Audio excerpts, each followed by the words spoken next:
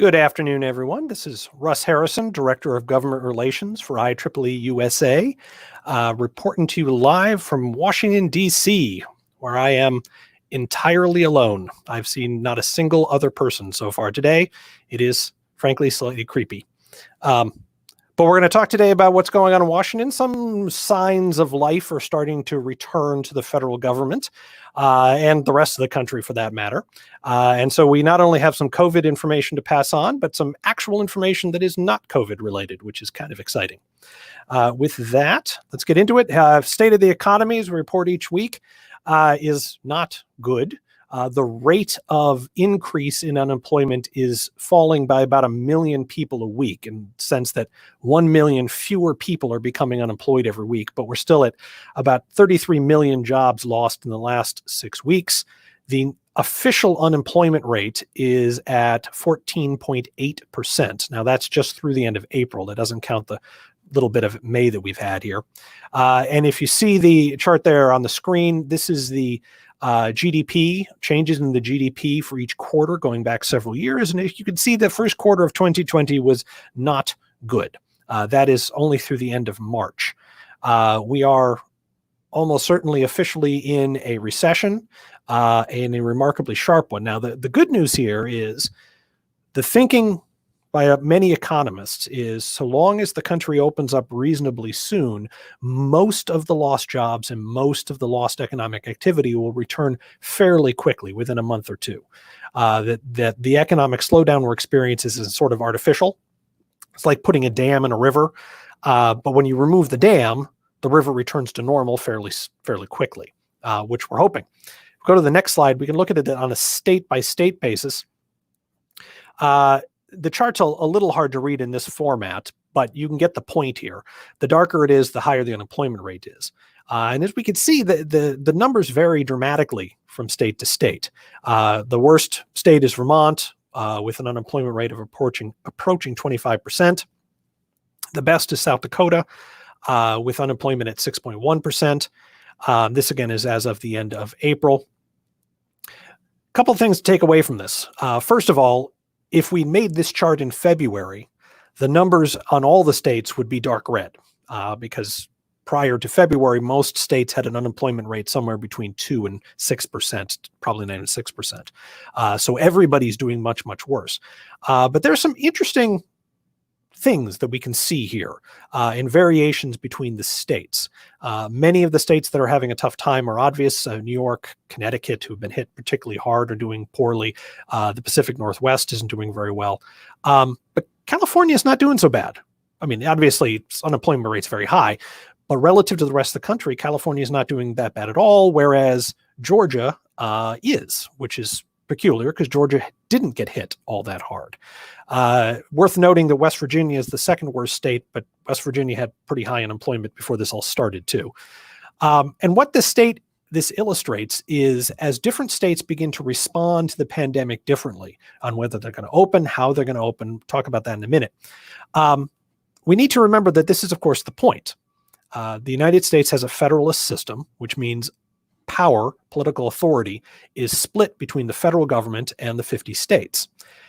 One of the primary reasons for that is it allows states to handle crises and handle situations differently according to what their state needs. So you have some place like Wyoming, which has had very little of the COVID disease, hasn't really affected them all that much at all, doesn't really have much in the way of urban areas. They will respond differently than New York, which obviously got hit very hard. And as the various states have different approaches, we should, over the next 6 months, year or so, begin to, well, we have 50 experiments here, basically, on how to respond. Some states will do it well and it'll go well, and some states will get it wrong and it'll go poorly, and then everybody will be able to adjust as we all learn from each other.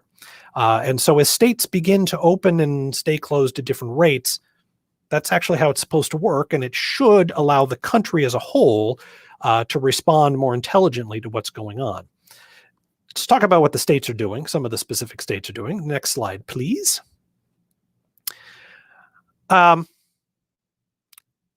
So there is life in Washington, as I said before, is starting to return to normal. we're starting to, which unfortunately means the political bickering that have come to characterize Washington, D.C. over the last number of years. There is a plan to move additional relief bills. There is not a plan as to what those relief bills will be.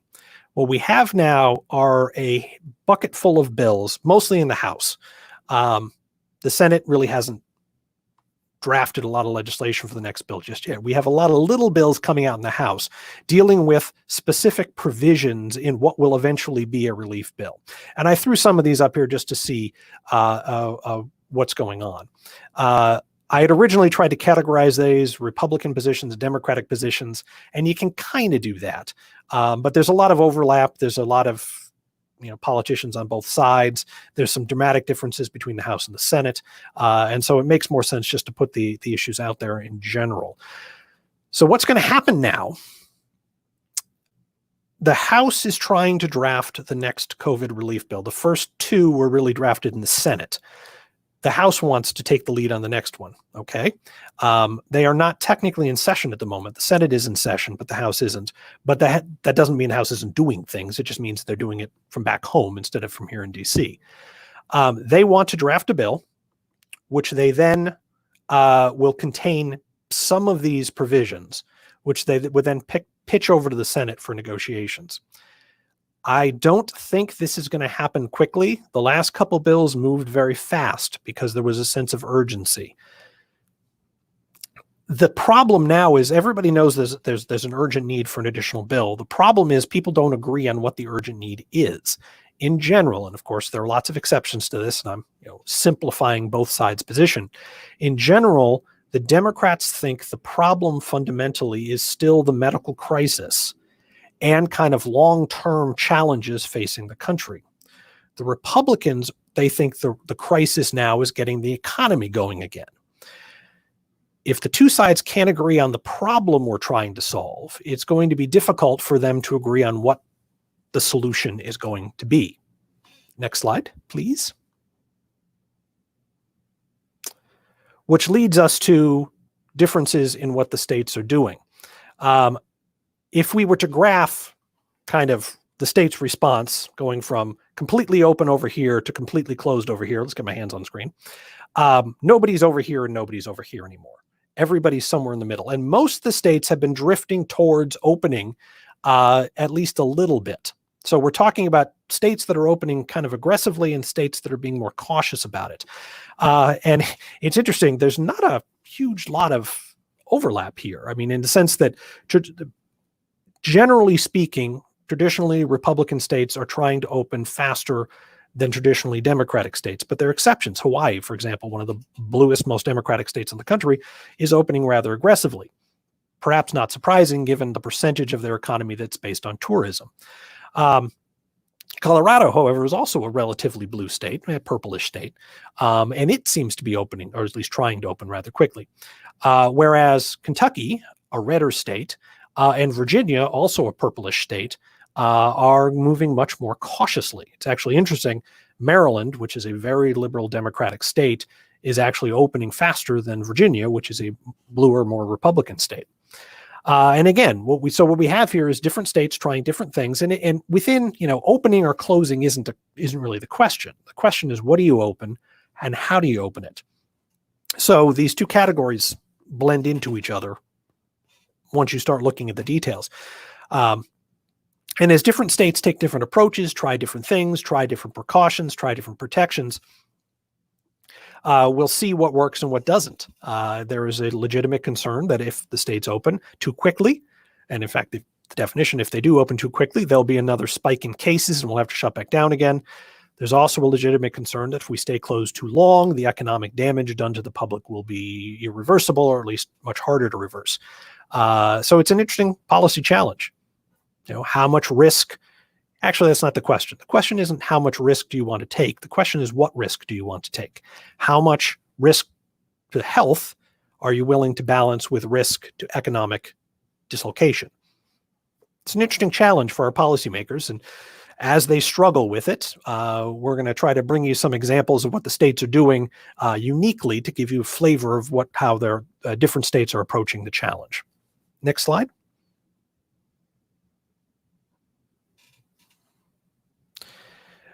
Let's move to some COVID news. My slides caught up here. There we go. The Commerce Department is working on rules that would permit companies, American companies, to work with Huawei. That's the Chinese telecommunication company that was the source of a great deal of news earlier this year. The Commerce Department, actually, the big controversy was last year. The Commerce Department would allow American companies to work with Huawei on industrial standards, which is, of course, a big deal to IEEE since we develop many of those standards, or at least provide the forum in which those standards are developed. You may recall last year, arms control rules, tech transfer rules put in place by the Trump administration prohibited the transfer of sensitive technology to certain companies, including Huawei. You could have interpreted, and it was a little unclear, but it was easy to interpret the rules to say that companies, American companies, could not work with Huawei on technical standards because developing technical standards requires the transfer of technical information. That was a problem for IEEE because we run the standards. At the time, after a conversation with the Commerce Department, they told us, no, that's not how these laws are going to be applied. We're grateful that the Commerce Department is trying to put out a formal rule, making that official, making it easier for Huawei to be part of our standards process, which they are, and easier for American companies to work with them in developing industry standards. Balancing this, interestingly, next slide, please, is another approach, another government action. There is just the last 2 days, just on Wednesday, the White House released an executive order on the electrical grid. And this particular order, and there's a link there, it's a little unwieldy, but if you're interested, you can look it up. This executive order gives the executive branch the authority to block the purchase of electrical equipment. This is equipment used for the electrical grid. So electrical equipment for the grid from, quote, foreign adversaries. Now, executive orders, typically are very vague. So this one is too. But we, of course, all know who the foreign adversary is that this executive order is targeting. And so the executive order will empower the government to say utilities, other folks involved in the grid cannot buy certain pieces of equipment or theoretically any equipment from countries that the federal government deems as a foreign adversary. And by that, they mean China. I don't think we're importing very much electrical equipment from Iran or North Korea. So we have an interesting balance here. On the one hand, the executive branch is making it easier for American companies to work with Huawei on industrial standards. On the other hand, the administration is making it harder for utilities and the electrical grid companies to do business with foreign adversaries, which will undoubtedly include China.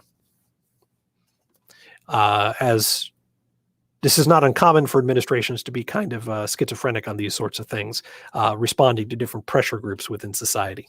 Next slide, please. Interesting development in the H1B debate.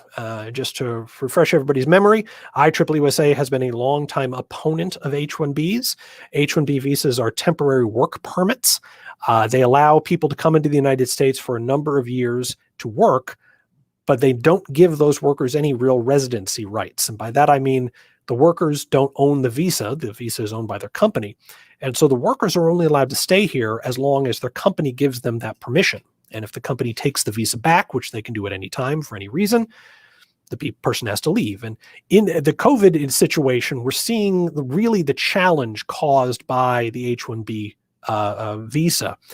In a large number of H-1B workers have lost their jobs, as everybody else. Well, as soon as that happens, they have 30 days to find another job, which is hard in the current environment. And then you got to leave the country. Well, some of these folks have lived here for a number of years. They have family here. In some cases, they've been here for over a decade. And if you suddenly find yourself unemployed, you suddenly realize you have no right to be here anymore. So we don't like the H-1B. Just to remind folks, we do like green cards. We are in favor of allowing people to immigrate to become Americans based on their skill and education. We just don't like the temporary visa because it does not create Americans. Anyway. A letter was sent to President Trump by a collection of senators asking the president to put a temporary ban, temporary moratorium on the issuing of H-1B visas given the current state of our economy. 33 million unemployed Americans. It's hard to argue that there are shortages of skilled workers at the moment. The good news is, first of all, the letter was sent, which we do appreciate.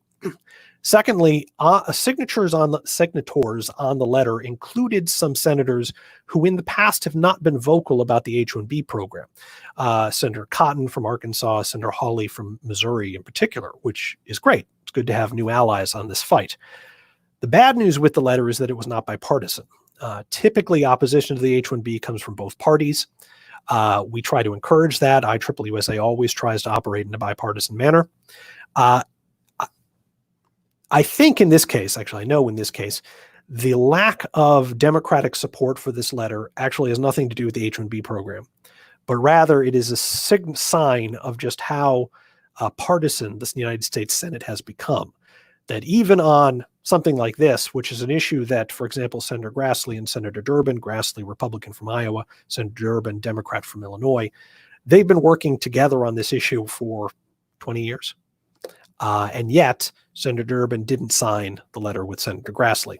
The problem here is that any solution to our immigration mess, any solution to the green card mess, the H-1B mess, the L visa mess, any real solution that is going to require bipartisan action in Congress. And it continues to be difficult for legislators in Congress on immigration in particular to work in a bipartisan manner. And so this letter is good. We appreciate it. We hope the president takes a good look at it. But it is unfortunate that the Democrats, who are also opponents of the H-1B, did not sign on. Next slide, please. Come on. There we go. Something I want to bring your attention to. There was an op-ed in realclearpolicy.com. And for those of you who aren't familiar with it, Real Clear is a set of websites. It's a news aggregator site, but they're starting to put up original content. Real Clear Politics was the first one. And these sites are read heavily here in Washington. They get good traffic the rest of the country, but everybody in DC reads them. Real Clear Politics is the site that aggregates all the poll numbers for all the politicians. So political dorks like me read it constantly as we approach an election to see who's doing what the polls are showing. Real Clear Policy solicits longer articles looking at particular policy challenges from people. And there's an article, an op-ed from Adam Mossoff, who is an active leader in our intellectual property committee, excuse me. So Adam is a national leader on this issue that works with us to help inform our positions. He has an interesting op-ed in there looking at vaccines and property rights. Now, I want to make it clear, IEEE-USA has not endorsed his op-ed. We were not asked to. We don't have a position on the exact issue that he's raising, but I thought it was a thoughtful article by an active IEEE volunteer, and it was worth highlighting for you. Raises a question of, if a company develops a vaccine for COVID, can governments just take it, or do they have to pay for it? And it is an interesting and timely question that gets into some issues that IEEE-USA has been grappling with for years, and I thought it might be of interest to you. Next, some happy news for two reasons. First of all, the National Science Foundation is having a birthday next week. NSF will turn 70. NSF is it is the premier research organization in the government, which isn't exactly true. It is the source of most federal funding for academic research and, in some cases, private sector or government research. So research being done at universities, there's a good chance it's being funded through the NSF. It's a great organization, does wonderful work, and it's turning 70. Now, here's the best part of the news. There was supposed to be a big reception to do here in DC to celebrate NSF, which is clearly not going to happen. Instead, they've gone to an online celebration, which means those of you who are not in DC and do not wish to be in DC, which is entirely sensible, actually say it's for everybody who's not in DC, and by the look of things, that's exactly everybody but me. You can log on and be part of the celebration wherever it is that you are. The cake will not be quite as good, but it still should be an interesting look at what is a very important part of the U.S. government. And as we close, I'll remind you about IEEE and IEEE-USA resources, IEEE-USA.org/help has a collection of resources and other products that we have being made available to our members and actually the general public to help you all through this current crisis. IEEE Foundation continues to successfully raise funds for our COVID project. This will fund engineering projects related to dealing with the COVID crisis. Excuse me. And Spectrum has an excellent website of resources across IEEE to help our members around the world in the current situation. I encourage all of you to check those out. Our next update, and I'm 90% sure I got the date right this time. Our next update will be 2 Fridays from now on May 22nd, 1 o'clock Eastern. As always, if you missed the live version, a recording will be made available very shortly thereafter on the internet, so you can listen at your leisure. And with that, John, do we have any questions? And again, if you have questions, type it into your chat. Oh, there we go. From Mark Apter, former IEEE-USA president, Mark Apter, what industries seem to be going back to work other than construction? And it depends. You know, the industries that involve interacting with people are obviously the challenge. Retail, the service industries. Some of the more manufacturing type, well, I could tell you, some of the big manufacturers are trying to get back to work. They're having difficulty. A colleague that worked for Samsung at one of their facilities in the United States is saying that they're ready to open back up again, but they're having a problem attracting workers because people don't want to come back to the factory because they're afraid. That's the challenge. And so Samsung and every other company are moving heaven and earth to try to make sure the factory, the office, whatever it is clean and will remain so, but it's a challenge. Looking at the service industries, the big ones that seem to be going back first in many cases are non-emergency and non-COVID medical care, routine doctor's visits, dentist visits, optometrists, things like that. You can push those things off so long, but eventually you got to have your teeth cleaned, you got to have your eyes checked. I know I'm about 2 months overdue to have my eyes checked. And then there's the issue of restaurants and things like that. Industries that are not going back at the moment are tourist industries, the airlines. I can tell you that the meeting business is still basically shut down, the conference business.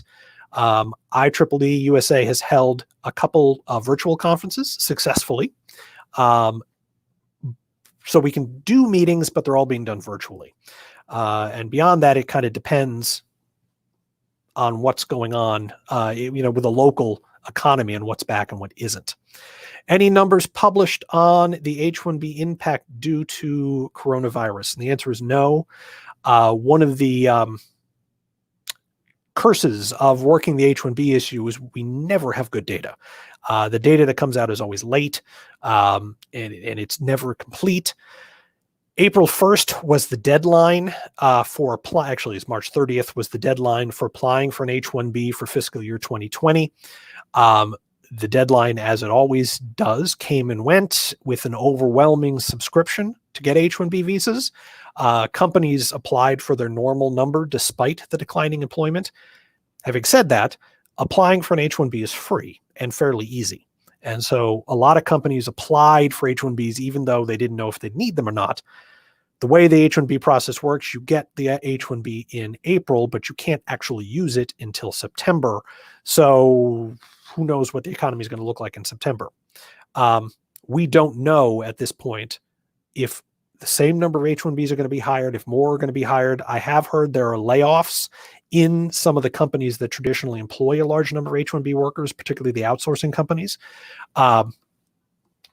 We'll see if that's a national thing or if I just heard some anecdotes, and we'll see if it lasts. We certainly will be reminding Congress if the business community continues to rely heavily on H1B workers at the same time they are laying off American workers, as has happened. If they hire the H1B folks back first, we'll make sure the legislators know about it. Has social distancing had any impact on technologies? This is my colleague, Corey Ruth. Any impact on technologies like drones and autonomous vehicles? I imagine so, yes. But I noticed, by the way, that yesterday NASDAQ, the market that is heavily weighted towards technology, had made back all of its gains since January 1st. It peaked, in March like everything else, and it's still off its high. But we're back to where the NASDAQ was on January 1st. The tech stocks and tech companies have in general done better than the market overall and most other types of businesses. We've obviously been seeing a lot of increased use in telework, teleschool, telemedicine. Those technologies are being tested and improved upon at a remarkable rate as they're used regularly and as people get more comfortable with them. In terms of other, I don't know about drones yet. They were they're being used. But Amazon has a plan to deliver packages by drones. We would be seeing that if they could do it, but they can't yet. And some of the other autonomous technologies are getting close to being ready, but aren't really yet. Hopefully, we'll see those in the future, but I think at the moment they're a little premature. The overall effect, I think we're going to have to wait. Like I said, this is a giant social experiment that we're all going through, and we're going to learn all sorts of things in the next couple months and the next couple years as people pick apart what happened. And I suspect we'll learn a lot more about technology's role in all of this as things move forward. I believe that's it. Again, I'm Russ Harrison, Director of Government Relations for IEEE-USA here in Washington. My email address is r.t.harrison@ieee.org. My direct phone number is 202-530-8326. If you have any other questions about anything we covered today or anything we didn't cover today, feel free to reach out and let me know. Thank you for joining us. Please stay safe, and we'll see you again in a couple weeks. Thank you.